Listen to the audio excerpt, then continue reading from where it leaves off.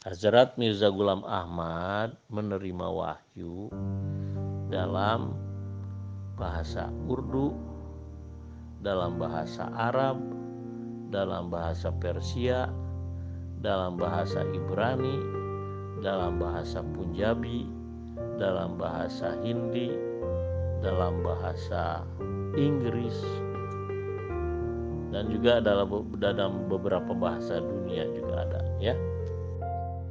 Iya Pak Yai Usromli, itu kan pertama syahadah, kedua lagi syahidun, yang tiga lagi latashhadun, ada lagi ashadu.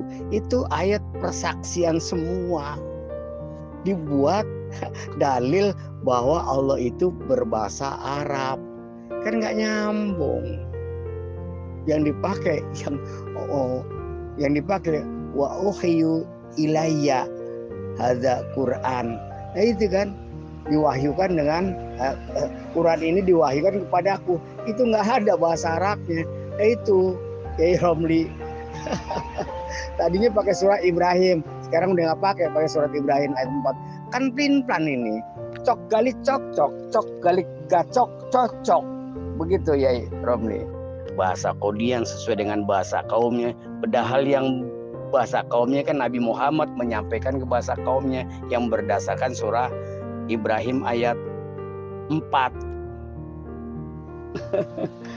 Surah Ibrahim ayat 4 itu Nabi Muhammad diutus sama Allah menyampaikan sesuai dengan bahasa kaumnya. Dibilang Allah yang bahasa kaumnya. Cok galaga cok cocok. Bahasa Kodian ayah long. Nggih. Abah Ahmad Sunato emang baik itu. Ya begitu sejak dulu. Membawa ayat, membawa hadis, tetapi tafsir dan takwilnya ditakhsis ya menurut Al-Qadiyat, diselewengkan untuk kepentingan Mirza Ghulam Ahmad dan ajarannya. Tapi itu tertolak karena tanpa ilmu ya. Kalau dalam menafsirkan itu 15 ilmu alam. Kalau dalam bidang hadis itu seperti dialognya Imam Ahmad bin Hanbal dengan Al-Munadhi itu. Seorang bisa disebut al-faqih atau ahli hadis lah dalam bidang ini. Al-faqih dalam bidang fikih itu harus hafal hadis secara lengkap 400.000 hadis. Ya, Mirza Ghulam Ahmad dan siapapun pengikutnya, khalifahnya apalagi, gak mungkin hafal satu hadis pun. Misalnya seperti saya membaca hadis al-ulama warathatul anbiya itu kan, itu hadis lengkap saya masih dari segi sanad itu. bukan dari ya gak bisa lah Abah. Aduh, Bung Romli ini sombongnya bukan main. Anda tahu nggak, khalifah itu dijadikan oleh Allah, ya. Kalau Anda mengetawakan bagaimana dia menilawahkan Al-Quran atau surah Al-Fatihah, itu hanya beda dialek saja, ya. Dan beda dialek itu tidak harus membuat Anda jadi sombong, ya. Jadi udahlah, stoplah kelakuan seperti itu. Sekarang introspeksi, Anda ini tidak sedang bersama Jamaah Muslimin Internasional yang imamahnya mengikuti sunnah Nabi Muhammad dan sunnah Khulafaur Rasyidin. Sedangkan sunnah Khulafaur Rasyidin pun di Ahmadiyah sudah lebih dari 115 tahun. Anda, imam Anda siapa? Ulama kan? Nah, jadi masih dalam bentuk firqoh. Makanya saya ajak Anda, mari kita taati Rasulullah SAW, bersatu, bersaudara dalam Jamaah Muslimin Ahmadiyah Internasional. Dan janganlah terlalu banyak membaca buku-buku yang ditafsirkan oleh Amin Jamaluddin, Ahmad Haryadi, Hasan Auda. Nah, itu kan Katanya Anda suka ulama mufasirin. Masa Amin Jamaluddin dan Ahmad Haryadi, Hasan Auda dimasukkan ke dalam termasuk ulama mufasirin? Aduh, aneh sekali itu. Ini sekarang Pak Yai Romli sekarang dibilang Nabi berbahasa Arab menyampaikan kepada kaumnya. Sekarang Allah juga berbahasa Arab. Berarti kan sama Pak Yai Romli, sama-sama berbahasa Arab. Berarti seperti makhluk dong. Allah itu kan sifatnya laisa kamitslihi syai'un, tidak menyerupai sesuatu. Tapi giran di sini kok menyerupai sesuatu? Pak Jerry nggak konsisten. Apa emang dipaksakan? Nggak tahu, dipaksakan Pak Yai Gus Romli. Coba deh. Lucu kan? Sama-sama berbahasa Arab berarti kan sama. Allah berbahasa Arab menyampaikan wahyu, Nabi menyampaikan wahyunya berbahasa Arab, berarti kan sama kan? Berarti Allah itu seperti makhluk. Bukan begitu, Yai? Ada, Pak. Kan beliau menulis 86 judul buku yang di dalamnya ada ribuan wahyu dalam berbagai bahasa gitu. Ada apa buktinya?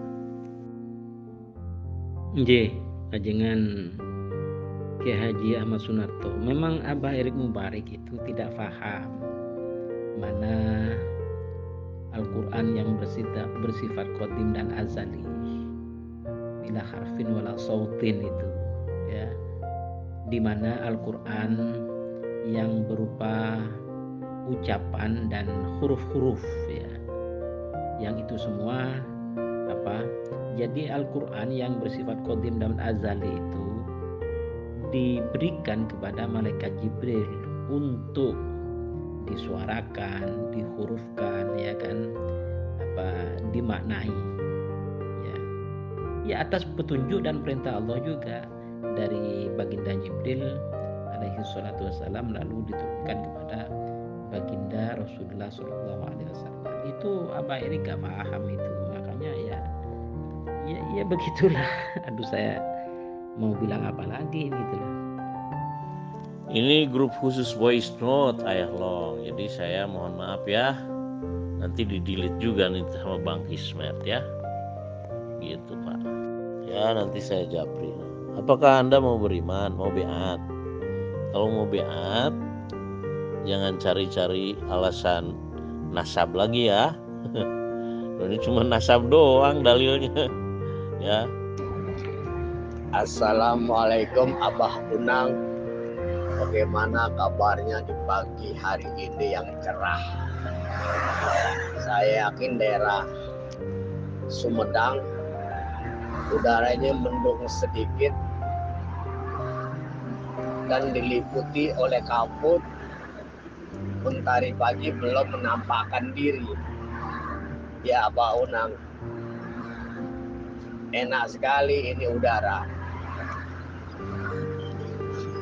Semoga saja Abah Unang di pagi hari ini sehat selalu dan sejahtera.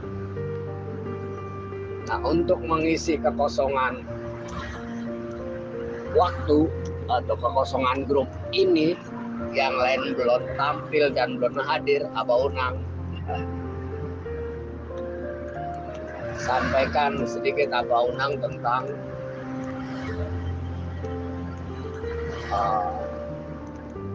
kenapa kita mengikuti, kenapa kita mau belajar menjadi syiahnya keluarga Nabi. Karena apa? Syiahnya keluarga Nabi pasti banyak tantangan, banyak rintangan, dan banyak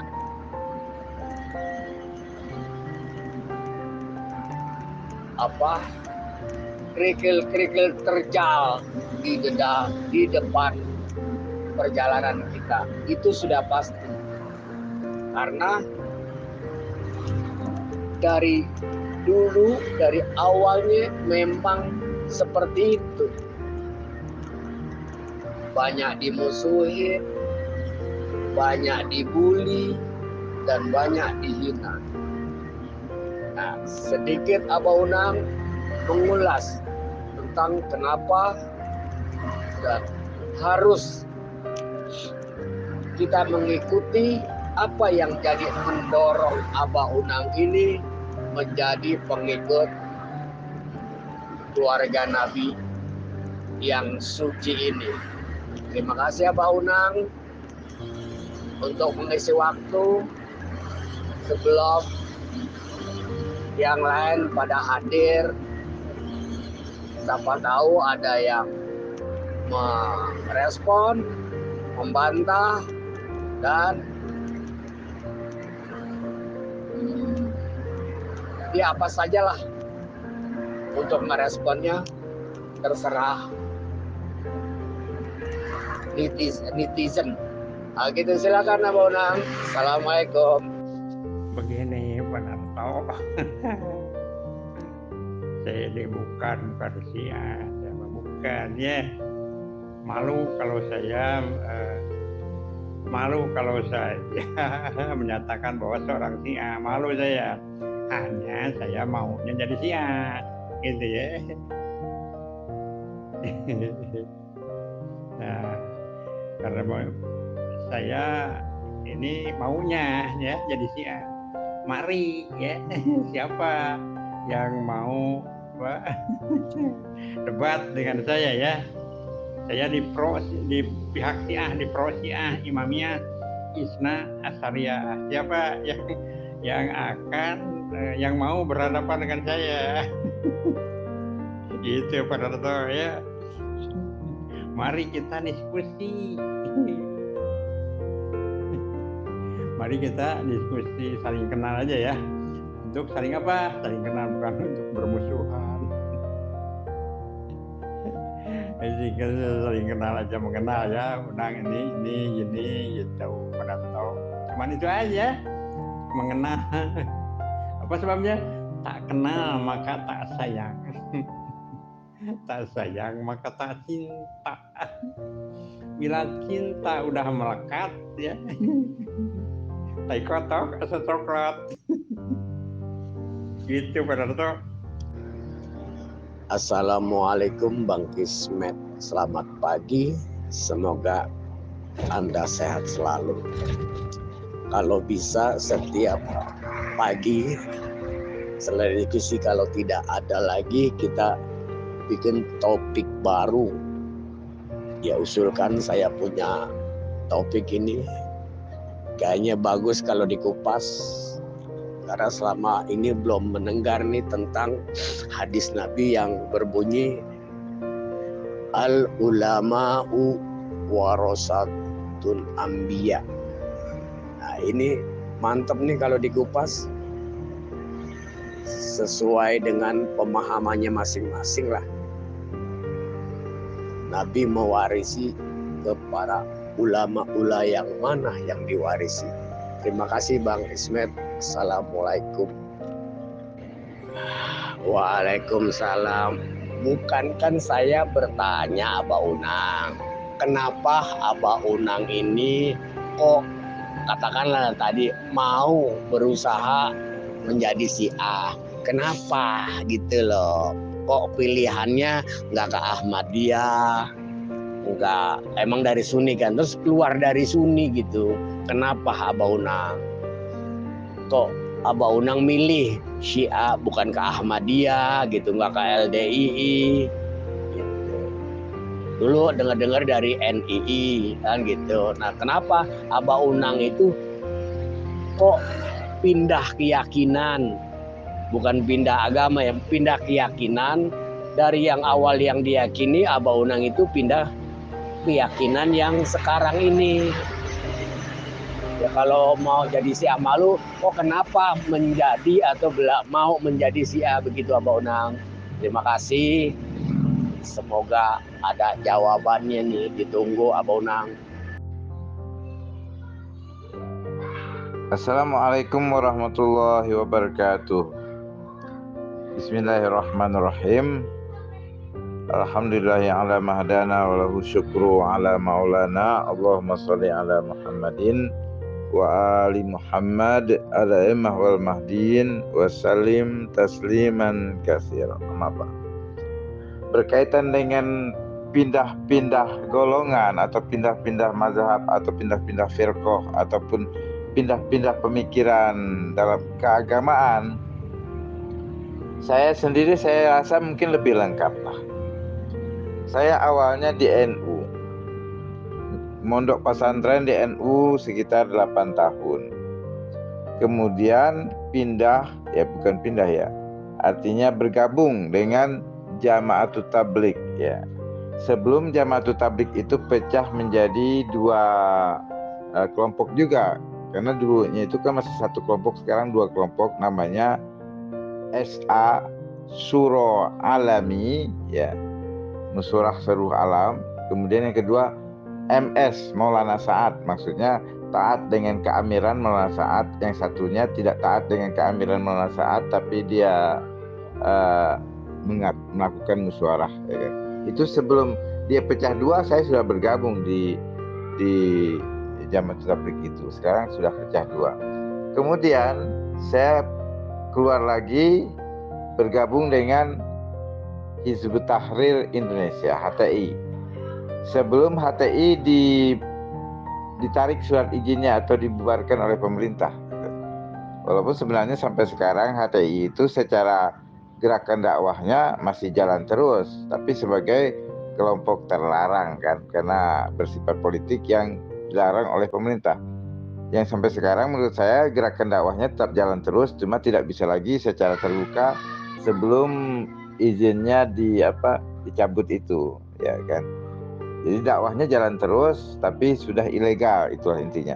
Jadi walaupun dibubarkan, mereka tidak stop, dan saya tetap berkoneksi dengan orang-orang HTI ini ya. Kemudian setelah itu saya meragukan ahli sunnah wal jamaah. Nah, ini perlu dipahami ya. Mulai dari NU, Jama'atut Tabligh, Hizbut Tahrir itu masih dalam pakem ahli sunnah wal jamaah, masih dalam lingkaran ahli sunnah wal jamaah gitu. Walaupun orang mengatakan Hizbut Tahrir itu dikatakannya oleh sebagian dari ulama NU sebagai neo Mu'tazilah. Kemudian orang-orang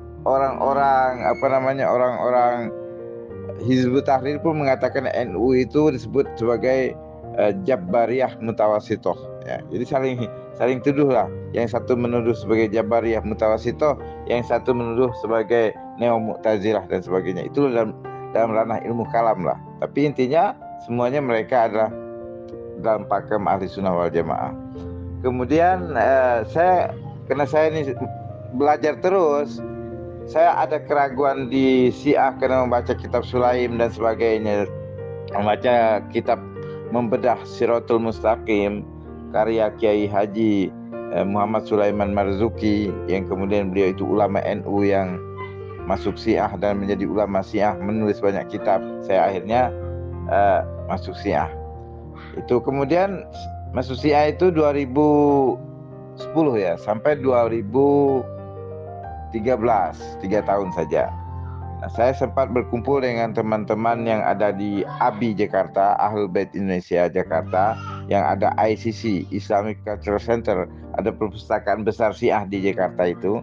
Dan juga saya ke Bandung mengikuti saudara teman-teman di IJABI, Ikatan Jamaah Ahlul Bait Indonesia, yang pendirinya itu almarhum Profesor Dr. Kiai Haji Jalaluddin Rahmat MSc ya, yang dikenal dengan Kang Jalal, dan sekarang masih dilanjutkan oleh putranya Kiai Haji Miftah Rahmat ya, Dr. Babul Ulum dan sebagainya. Banyaklah ulama-ulama Syiah di sana. Dan saya sempat gabung sampai 2013, jadi sempat 3 tahun saja. Tapi saya masih ada banyak hal pertanyaan yang belum terjawab. Saya langsung menemukan Imam Al-Yamani, dan akhirnya saya sekarang memasuki gerakan Islam Al-Yamani, yang mana dakwah Al-Mahdawiyah, dakwah Al-Yamani inilah yang menurut saya adalah kebenaran yang saya cari itu. Kenapa? Karena intisarinya bukan sunnah dan Syiah. Intisarinya taat kepada Allah dan Rasulnya. Dan taat kepada Allah dan Rasulnya itu adalah mengikuti wasiat Rasulullah SAW, yaitu sahib. Jadi Imam Al-Yamani adalah sahibul wasiyah, yang dikatakan oleh dalam surat wasiat Nabi tersebut, mengatakan Fa idza hadratul wafat falyusallimha ila ibnihi awwal muqarrabin lahu salah satu asami ismun ka ismi wa ismi abi wa huwa Abdullah wa Ahmad wa ismu salis al-Mahdi huwa awwal mu'minin. Nah, dari perjalanan ini sebenarnya saya ini tidak dikatakan berpaham golongan tertentu. Artinya saya ada paham-paham yang tetap saya pegang kalau itu benar dan saya tinggalkan kalau itu tidak benar. Karena saya pernah di NU, maka saya katakan saya masih ada paham NU selama paham NU-nya itu masih benar. Yang kelirunya saja saya tinggalkan, kemudian saya masuk lagi Jamaatul Tabligh, masih saya ikuti pahamnya dari Jamaatul Tabligh itu, tapi yang kelirunya saya tinggalkan. Kemudian saya gabung lagi di Hizbut Tahrir Indonesia.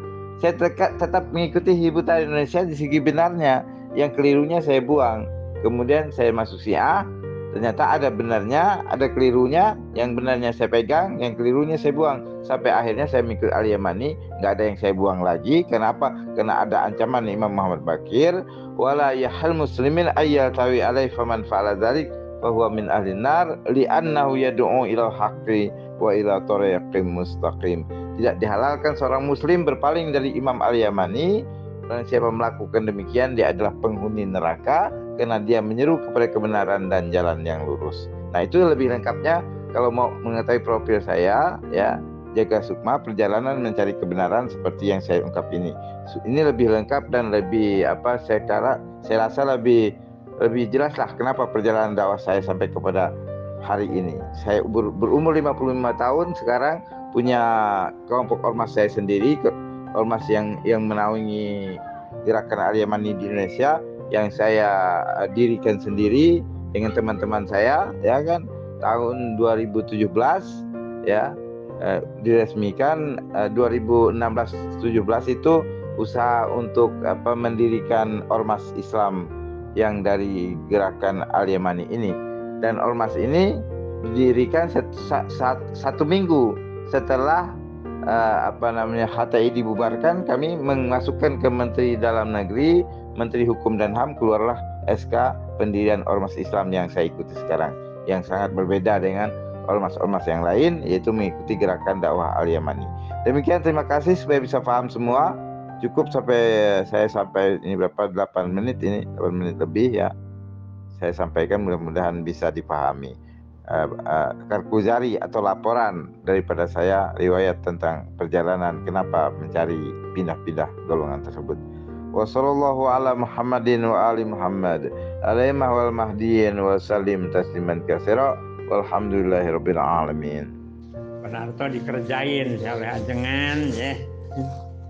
Dikerjain oleh ajengan. Nah, akan jadi 73 golongan ya. Semua celaka, masuk neraka, hanya satu ahli sunnah wal jamaah. Saya cari ahli sunnah wal jamaah, ketemunya sekarang ya, udah dewasa ini, akhir-akhir ini ya, yaitu ahli sunnah wal jamaah itu Siratal Mustaqim itu, Hablullah itu Syiah, Imamiyah, Isna Asyariyah gitu. Ternyata maka siapa yang mau debat dengan aneh sekarang ya? Gitu Pak. Siapa yang mau debat dengan aneh? Ya, Pak Jaka Sukma silakan, siapa? Erik siap. Jaka Sukma oke, sok saya debat dengan saya. Saya di pihak Syiah, Imamiyah, Isna Asyariyah, Panarto gitu. Kalau Panarto Semar Mesem dari mana? Sok Suni, siapa debat dengan saya ya? Suni Aswaja, ada NU Persis Muhammadiyah, ya datang ke siapa? Berani enggak? Somad Pelik tuh siapa? Buya naon tuh, Buya tuh. Anu di teh. Buya naon tuh, Buya sok, Buya Abu sok saya. Ya. Dari Aswaja, dari mana sih datangkan ke sini ke saya? Ya, Kismet. Bang Kismet. Coba pertemukan saya di sini dengan siapa? PN debat saya. Bang Romli Kalidilam, sanad mutasil itu tidak ada yang sampai kepada Rasulullah SAW. Karena apa? Karena sudah jelas di dalam hadis Musnad Ahmad bin Hambal, Al-Baihaqi dan Mishkat, itu khilafati nubuwati salasuna sanat, ya, khilafah kenabianku berjalan hanya 30 tahun. Jadi setelah Khalifah Ali radhiyallahu anhu wafat, maka khilafah alamin haji nubuwah itu dicabut, diangkat. Berapa lama itu? 13 abad, ya, 13 abad. Paling juga kalau mau mengarah kepada ulama warasatul anbiya atau mujadid Islam, nah itu diawali dengan Umar bin Abdul Aziz, terus Imam Syafi'i atau Ahmad bin Hambal, terus Hasan al-Asy'ari, kemudian Abu Bakar Bakilani, kemudian Imam Al-Ghazali, Syekh Abdul Qadir Jailani, kemudian Imam Asyuyuti, dan terus sampai yang ke-13. Nah, abad ke-14 awal barulah Allah membangkitkan seorang mujadid Islam yang ke-14, yaitu Hazrat Mirza Ghulam Ahmad, Imam Al-Mahdi wal Masih Maud, ya. Nah, di situ. Nah, kemudian tentang definisi nabi menurut Al-Qur'an. Saya awali dengan surah Al-Anbiya ayat 7. A'udzubillahi minasyaitonirrajim.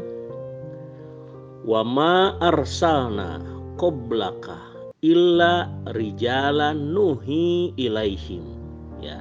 Ini ayat ini muhkamat, ya. Tidak perlu makosidnya ditafsirkan oleh ulama, tidak perlu, karena ini jelas sekali. Coba dengarkan, ya. Dan tidaklah kami mengutus nabi-nabi sebelum engkau, wahai Muhammad. Kenapa dikatakan nabi-nabi? Karena ini surah Al-Anbiya, nabi-nabi, ya. Kecuali laki-laki dewasa, beberapa orang laki-laki dewasa, ya, kami mewahyukan kepada mereka. Nah, jadi dengan demikian, maka yang disebut nabi menurut Al-Quran adalah satu, laki-laki dewasa, ya. Kemudian Allah mengutusnya, berarti kan dia utusan Allah. Jadi nabi dengan utusan Allah itu juga. Kemudian Allah mewahyukan kepadanya, kepada mereka, gitu kan. Nah, jadi dengan demikian nabi dan rasul itu laki-laki dewasa yang diutus Allah dan diwahyukan kepadanya. Nah, sekarang kalau Allah mewahyukan kepada nabi itu sekali itu tidak. Tidak kan? Karena apa? Karena di dalam Al-Qur'an itu Hawariyin juga menerima wahyu. Cuman kan cuma sekali gitu.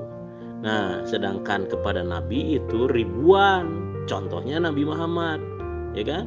Wahyu syariat itu Al-Quran, dan wahyu non syariat ada di dalam hadis qudsi. Nah, jadi nabi dan rasul itu juga menurut surah Al-Anbiya ayat 7. Diperkuat dengan surah Az-Zukhruf ayat 6. A'udzubillahi minasyaitonirrajim. Wa kam arsalna min nabiyyin fil awwalin. Dan berapa banyak telah kami utus nabi-nabi kepada kaum terdahulu. Nah, ini maksudnya juga tidak perlu oleh tafsir ulama, tidak perlu, karena ini udah jelas kok, ya, muhkamat ini, ya, sehingga betapa banyak nabi-nabi yang telah kami utus kepada kaum terdahulu. Nah, jadi nabi-nabi itu utusan Allah. Jadi nabi dan rasul itu sama, itu juga, yaitu laki dewasa. Allah mengutusnya, Allah mewahyukan ribuan kali kepadanya. Kemudian satu lagi, dia harus mendakwakan diri. Contohnya Nabi Muhammad nih, katakanlah wahai Muhammad, ya ayuhan nas, ini Rasulullahi ilaikum. Wahai manusia, sesungguhnya aku Rasul Allah kepada kalian semuanya. Itu surah Al-A'raf ayat 158. Jadi Nabi, Rasul itu harus mendakwakan diri. Nah, dan yang terakhir nih, yang simpel nih ya, bahwa Nabi itu senantiasa dipanggil Nabi atau Rasul. Misalnya Nabi Muhammad ya ayuhan Nabi, ya ayuhar Rasul, gitu kan. Nah, jadi dengan demikian maka Nabi dan Rasul itu sama, yaitu laki-laki dewasa, Allah mengutusnya dan Allah mewahyukan banyak wahyu kepadanya, dan dia harus mendakwakan diri, dan dia juga dipanggil Nabi atau Rasul di dalam wahyu yang dia terima. Coba bantah, pasti nggak bisa deh kamu ya. Bang Romli Kalidilam, sanad mutasil itu tidak ada yang sampai kepada Rasulullah SAW. Karena apa? Karena sudah jelas di dalam hadis Musnad Ahmad bin Hambal, Al-Baihaqi dan Mishkat, itu khilafati nubuwati salasuna sanad, ya, khilafah kenabianku berjalan hanya 30 tahun. Jadi setelah Khalifah Ali radhiyallahu anhu wafat, maka khilafah alamin haji nubuwah itu dicabut, diangkat. Berapa lama itu? 13 abad ya, 13 abad. Paling juga kalau mau mengarah kepada ulama warasatul anbiya atau mujadid Islam, nah itu diawali dengan Umar bin Abdul Aziz, terus Imam Syafi'i atau Ahmad bin Hambal, terus Hasan al-Asy'ari, kemudian Abu Bakar Bakilani, kemudian Imam Al-Ghazali, Syekh Abdul Qadir Jailani, kemudian Imam Asyuyuti, dan terus sampai yang ke-13.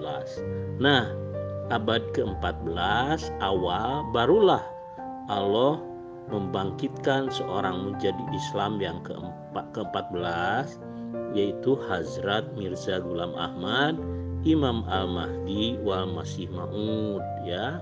Nah, di situ.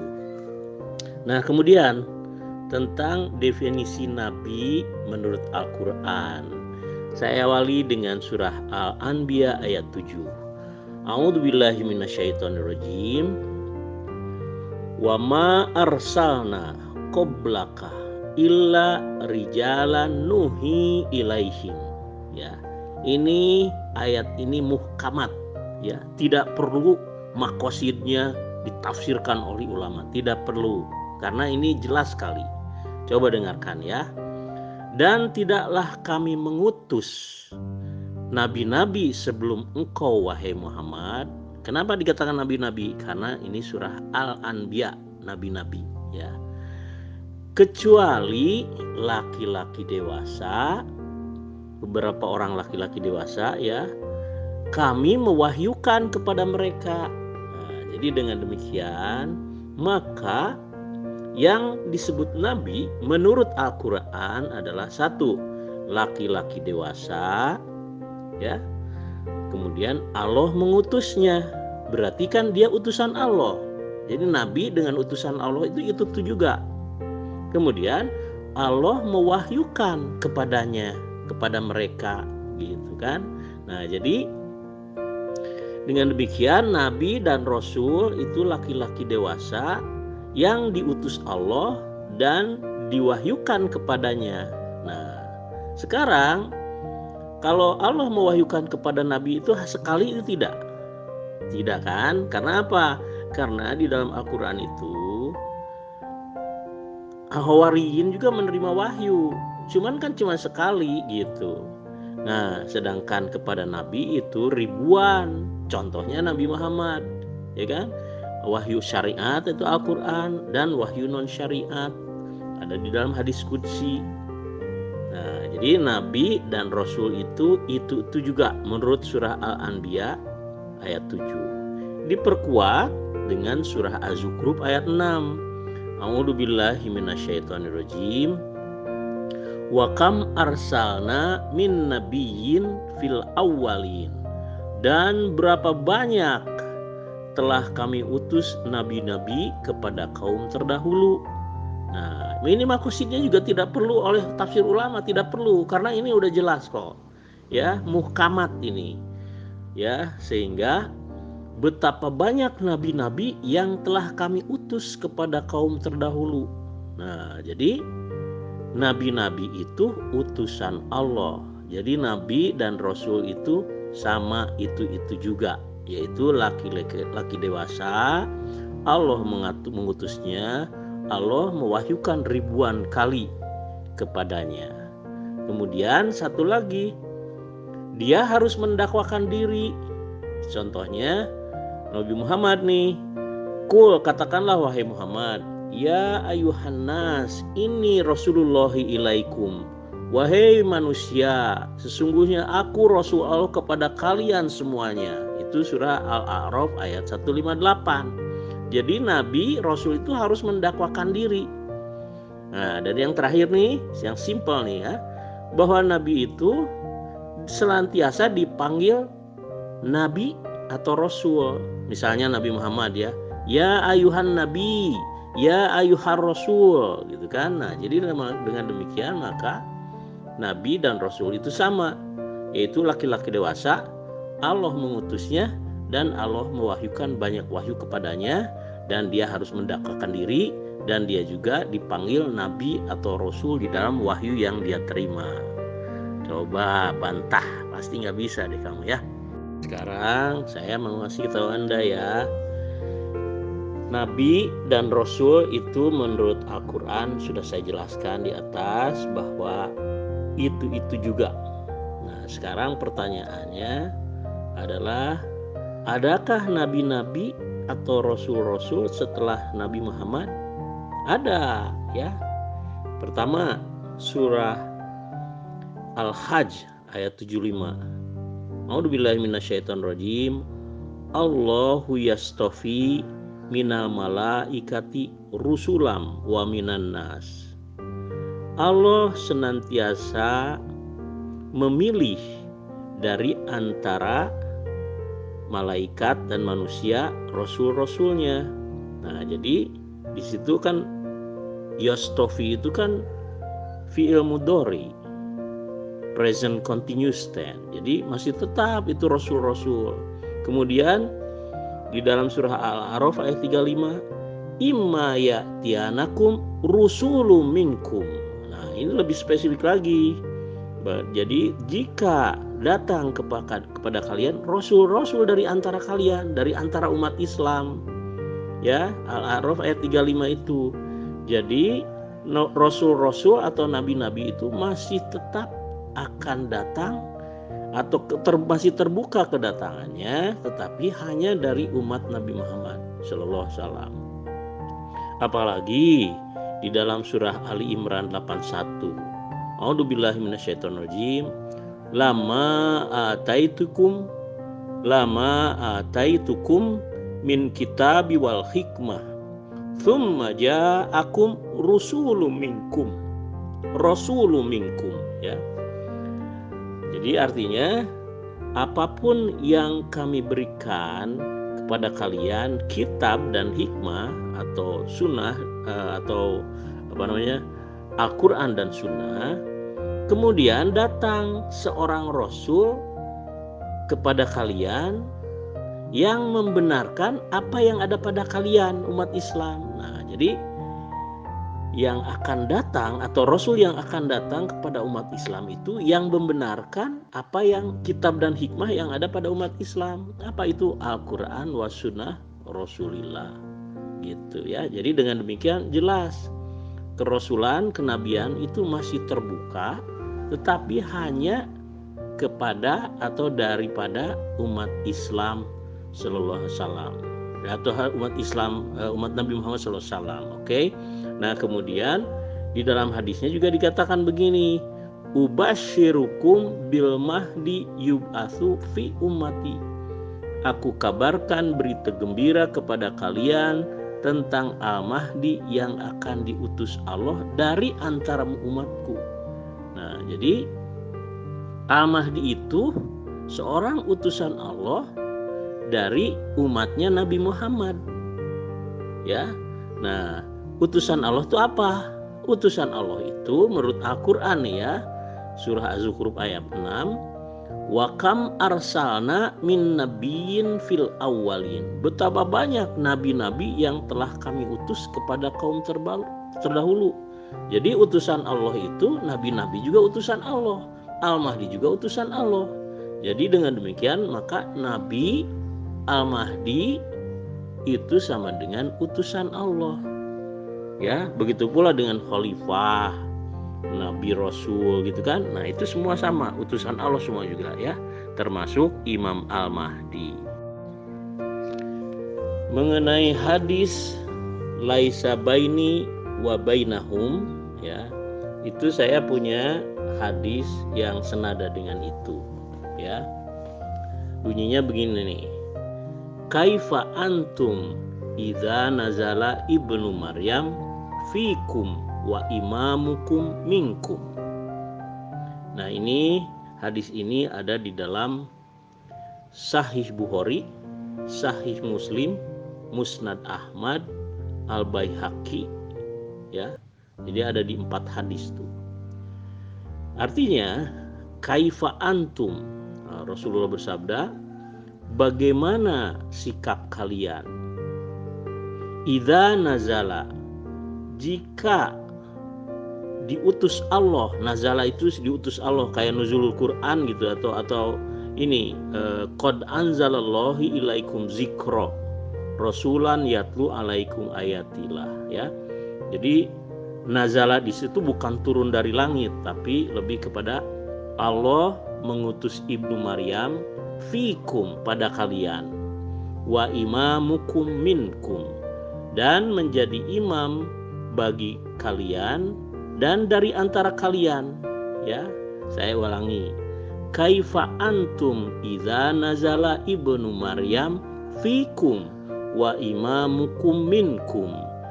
Bagaimana sikap kalian wahai umat Islam jika Allah mengutus Ibnu Maryam pada kalian sebagai imam kalian dari antara kalian.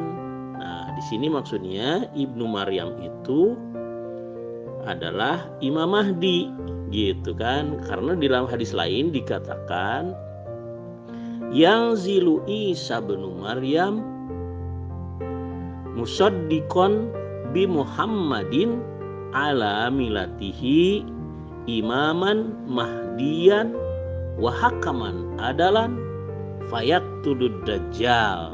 Itu hadis riwayat At-Tabrani yang diriwayatkan oleh Abdullah bin Mughaffal radhiyallahu anhu ya.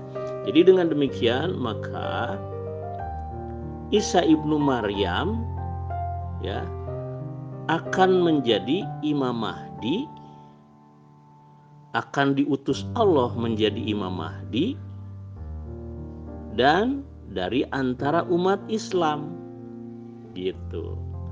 Jadi Isa ibnu Maryam itu akan diutus Allah sebagai Imam Mahdi dari antara umat Islam. Nah, sekarang pertanyaannya, Isa ibnu Maryam yang mana kok menjadi Imam Mahdi dan dari umat Islam, kan begitu. Nah, ternyata kalau kita melihat Al-Quran itu ada di dalam surah Az-Zukhruf ayat 57. Walamma duriba benu Maryam masalan idza qaumuka minhu yasiddun ya. Dan ketika Ibnu Maryam dijadikan perumpamaan, tiba-tiba kaum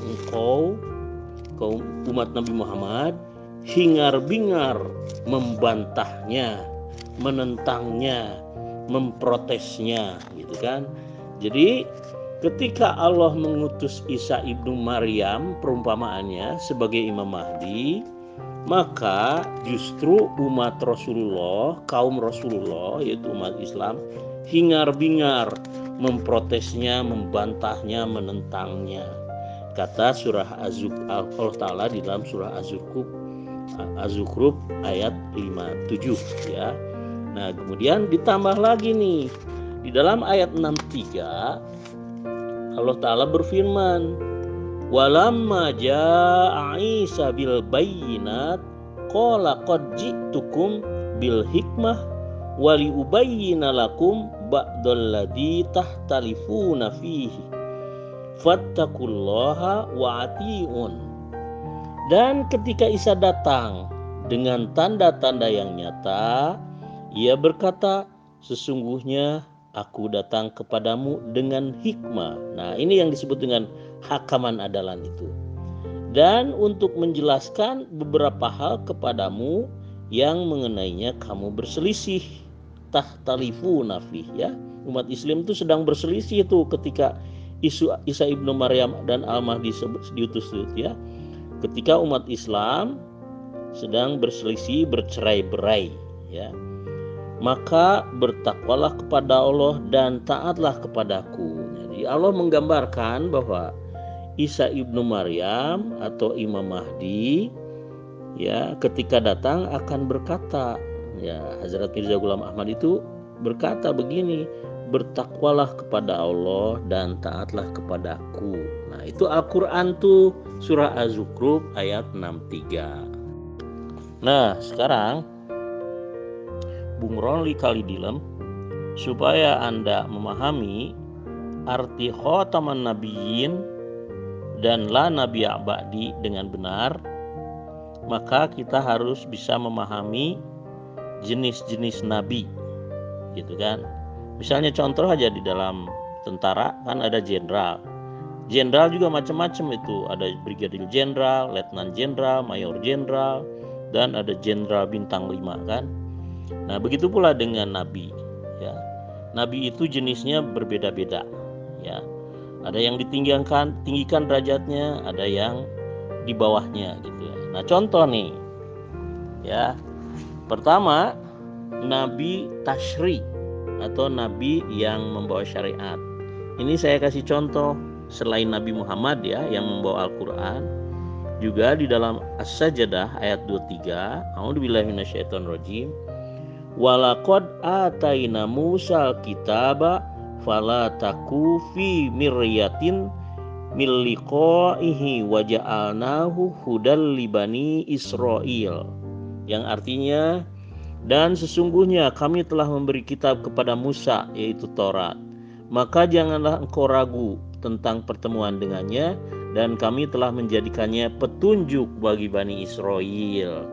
Jadi Nabi Musa itu adalah nabi pembawa syariat Taurat yang merupakan kitab syariat atau petunjuk bagi Bani Israel. Nah, nabi-nabi Bani Israel itu dimulai dengan Musa sebagai nabi besarnya dan diakhiri dengan Nabi Isa sebagai Al-Masih Nabi Musa. Nah, kan? Jadi nabi pembawa syariat itu salah satu jenis. Yang kemudian Nabi Muhammad juga membawa syariat yang sudah disempurnakan Allah. Di dalam Al-Maidah ayat 3, a'udzubillahi minasyaitonirrajim, al-yauma akmaltu lakum dinakum wa atmamtu alaikum nikmati wa raditu lakumul Islam madina. Pada hari ini telah aku sempurnakan agamamu bagi kalian semuanya, dan telah aku lengkapkan nikmatku kepadamu, ya, kepada Nabi Muhammad, maksudnya khataman nabiyyin, ya, dan telah aku ridhoi Islam sebagai agama bagi semua manusia di seluruh penjuru dunia. Al-A'raf ayat 158. Jadi dengan demikian maka Muhammad atau baginda Muhammad Rasulullah wa khataman nabiyyin sallallahu alaihi wasallam itu adalah nabi terakhir yang membawa syariat, gitu kan. Sedangkan nabi-nabi yang tidak membawa syariat atau yang akan datang, yang akan mengikuti syariat Nabi Muhammad SAW saja yang akan datang, masih terbuka gitu sampai hari kiamat. Jadi dengan demikian, la nabiyya ba'di artinya tidak akan ada lagi nabi yang membawa syariat baru, atau tidak akan ada lagi nabi yang derajatnya menyamai khataman nabiyyin, ya.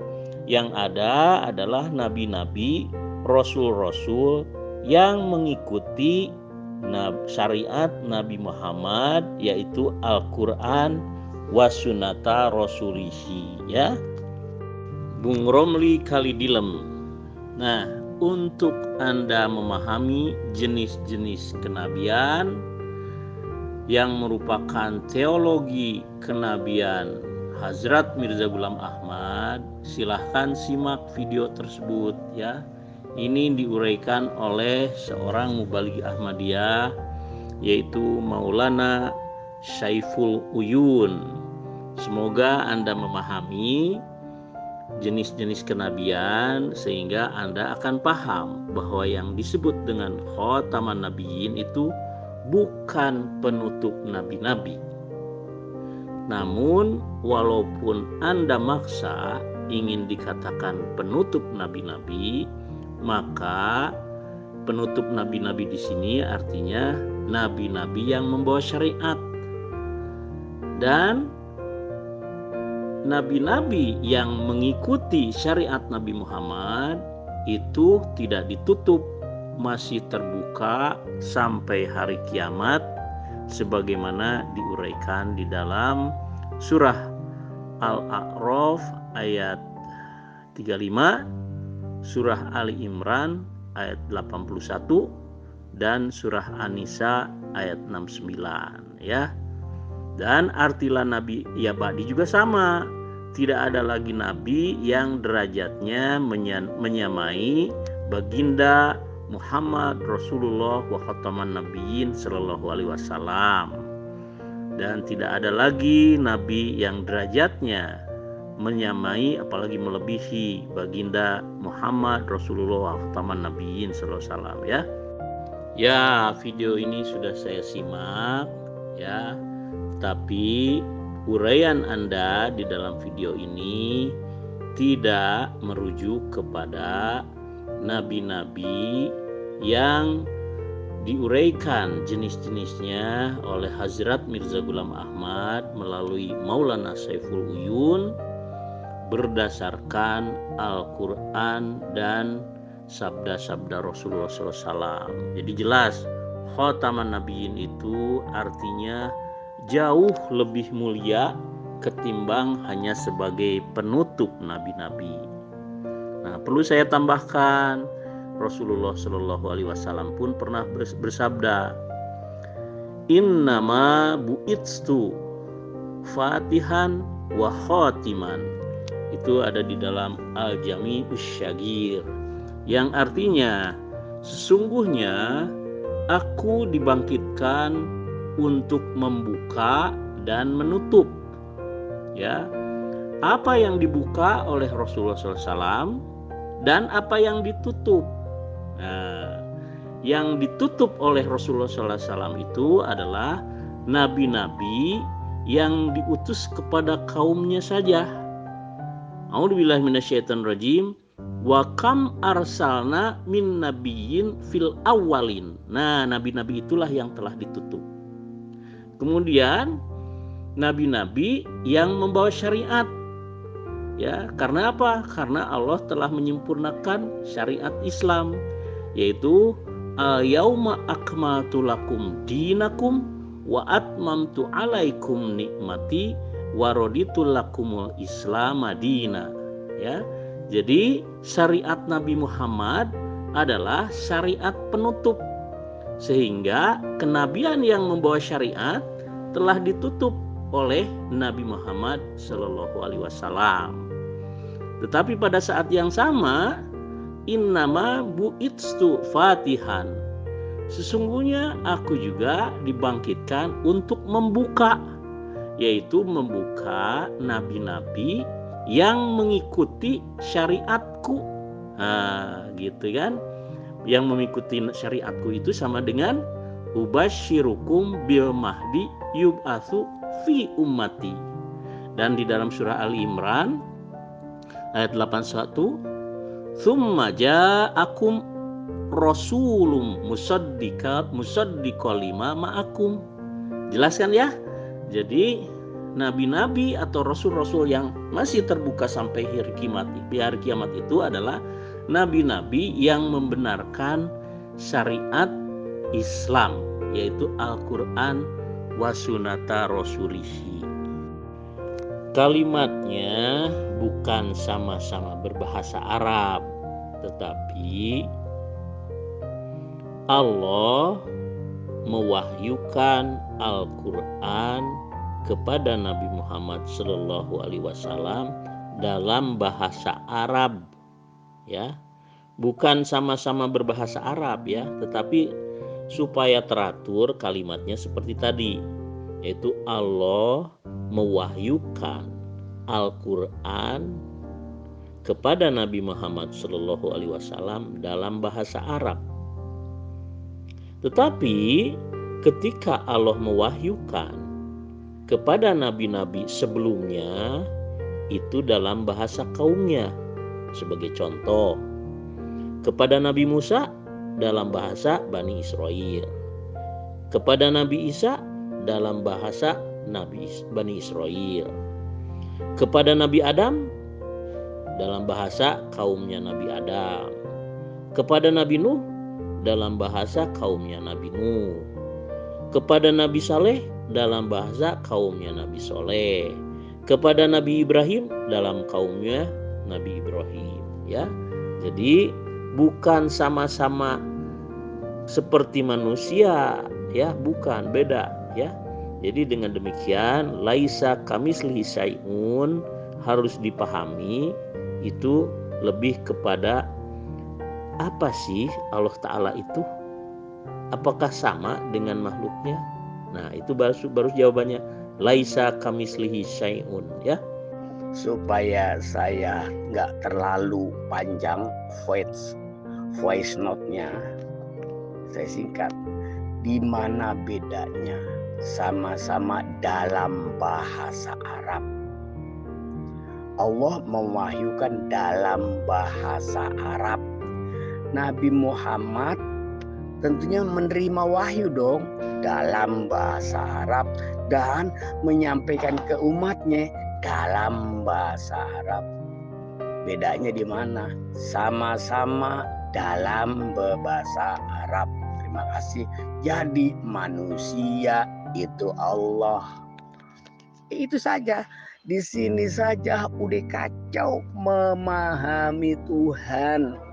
Apalagi kesananya, yaitu jadi nabi yang gak jelas asal usulnya diangkat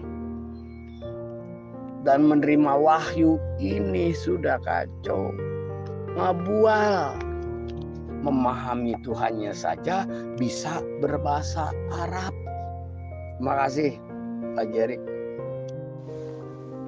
Pak Narto itu nggak paham, terus membaliknya itu sambil menuduh pembohong, pembual dan lain sebagainya. Ya, coba bersihkan hatinya deh, ya, bahwa Allah mewahyukan Al-Quran dalam bahasa Arab kepada Nabi Muhammad SAW. Kemudian Al-Quran itu dijelaskan kepada umatnya juga dalam bahasa Arab. Nah, jadi dengan demikian bukan berarti Allah sama dengan manusia. Karena laisa kamislihi syai'un itu artinya bukan dalam bahasa. Karena dalam bahasa itu sudah dijelaskan dalam Al-Quran. Jadi laisa kamislihi syai'un itu di luar bahasa gitu Pak. Selain dari bahasa. Karena Allah berkata-kata kepada manusia itu dengan wahyu langsung dari belakang tabir dan melalui Jibril. Nah, dengan wahyu langsung itu khusus kepada Nabi Muhammad dalam bahasa Arab. Bisa dipahami nggak? Bukan berarti Allah sama dengan makhluk, itu beda Pak. Nah, ini yang harus ditekankan itu, Pak Narto harus memahami itu dengan sejelas-jelasnya, ya. Begini Wong, ya, Rasulullah bersabda, talzamu jama'atal muslimin wa imamahum. Hendaknya umat Islam itu tetap di dalam jamaah muslimin dan imam mereka. Ya, Imam mereka itu seperti apa? Fa'alaikum bisunnati wa sunnatil khulafa'ir rasyidin al-mahdiyyin. Yaitu imam-imam yang mengikuti sunnahku, sunnah Nabi Muhammad, dan sunnah khulafa'ir rasyidin. Sunnah Nabi Muhammad apa? Utusan Allah. Sunnah khulafa'ir rasyidin apa? Khalifah atau khilafah alamin haji nubuah. Jadi satu-satunya jamaah muslimin internasional yang imamnya mengikuti sunnah Nabi Muhammad dan sunnah khulafa'ur rasyidin hanyalah Ahmadiyah. Nah, Rasulullah maupun Allah Ta'ala menganjurkan Tuan Wong Deso untuk bergabung ke dalam Ahmadiyah melalui ikatan baiat. Ya, jika tidak mau baiat maka akan bercerai-berai. Dampaknya kata Rasulullah, jika mati maka matinya mati jahiliyah. Gitu ya Wong ya. Tanya kepada Masrul kamu itu yang menerima wahyu. Ini kalimatnya sama dalam bahasa Arab. Mewahyukan ke Nabi Muhammad. Ya. Dalam bahasa Arab wahyu kepada Nabi Muhammad. Oke. Nabi Muhammad menyampaikan kepada umatnya dalam bahasa Arab. Bedanya di mana? Sama-sama dalam bahasa Arab. Bedanya di mana? Terus laisa kamisli sayun. Oh, itu tidak menyerupai dalam bahasa Arab karena Quran diturunkan dalam bahasa Arab. Kata siapa laisa kamislihi itu terkecuali bahasa Arab? Dari mana rujukannya? Laisa kamislihi sayun tidak terkena dalam tadi menerjemahkan Allah itu dalam berbahasa Arab. Ini otaknya yang tidak menangkap siapa. Gampang kan? Saya juga bisa loh. Coba perhatikan. Allah berfirman dalam bahasa Arab. Diterima oleh Nabi dalam bahasa Arab.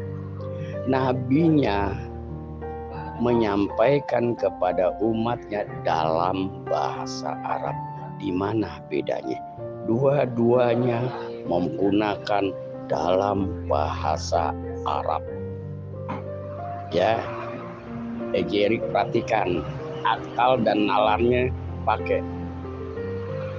Ya, laisa kamislihi sayun, tidak menyerupai, tapi bukan dalam bahasa Arab. Mana rujukannya?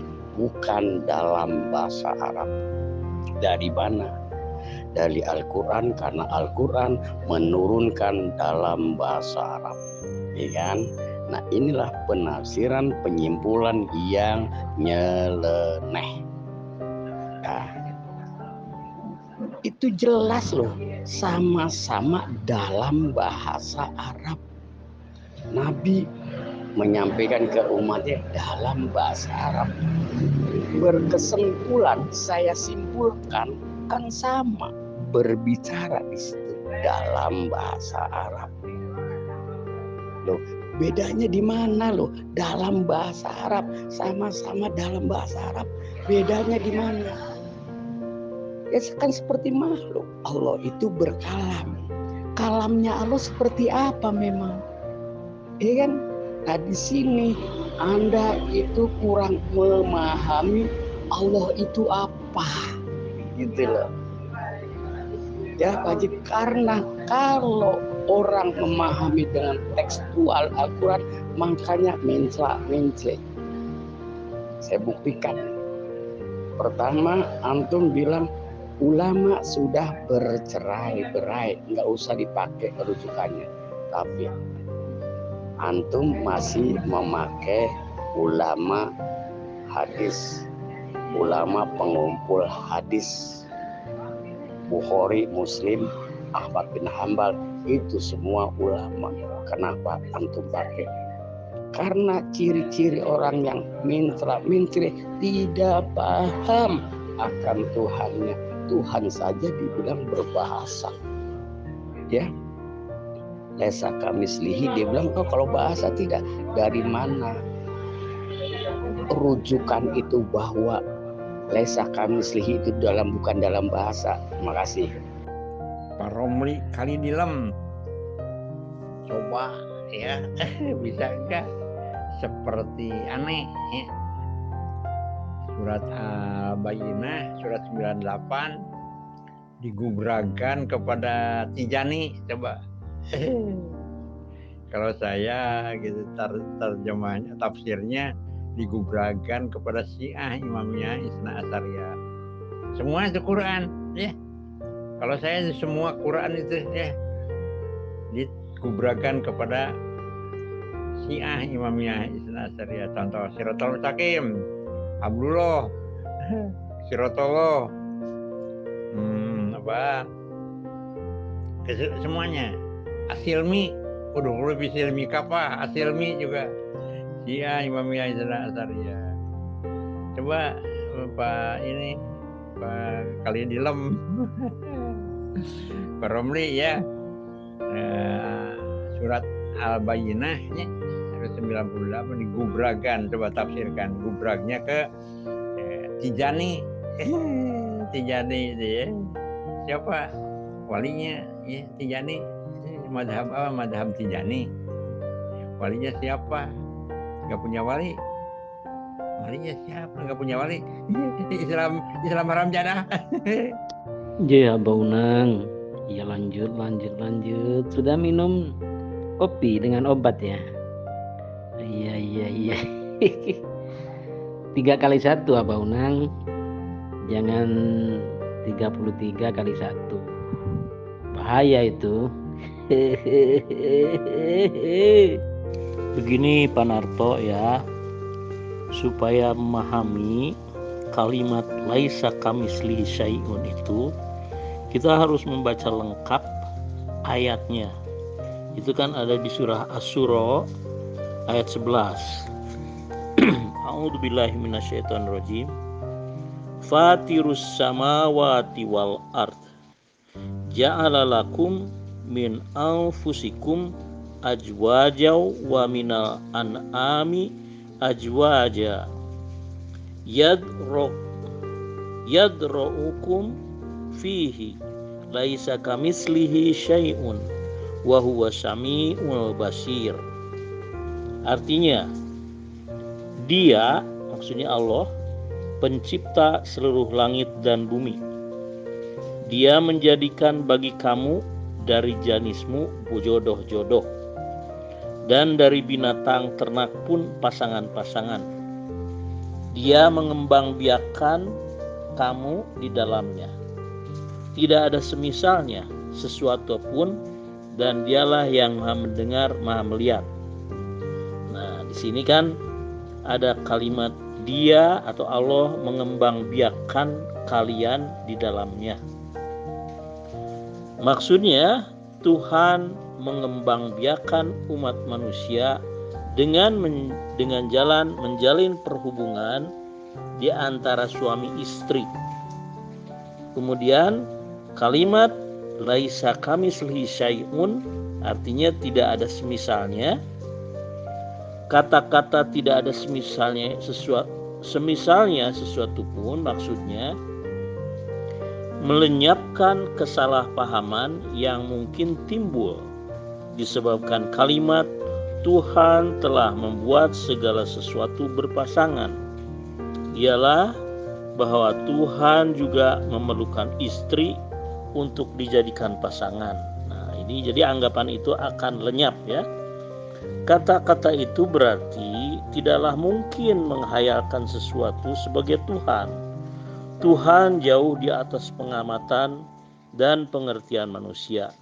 Maka sungguh bodohlah mencoba menemukan kesamaan antara sifat-sifat ilahi dengan sifat-sifat manusia, meskipun kedua-duanya mungkin mempunyai suatu persamaan yang jauh dan tidak sempurna.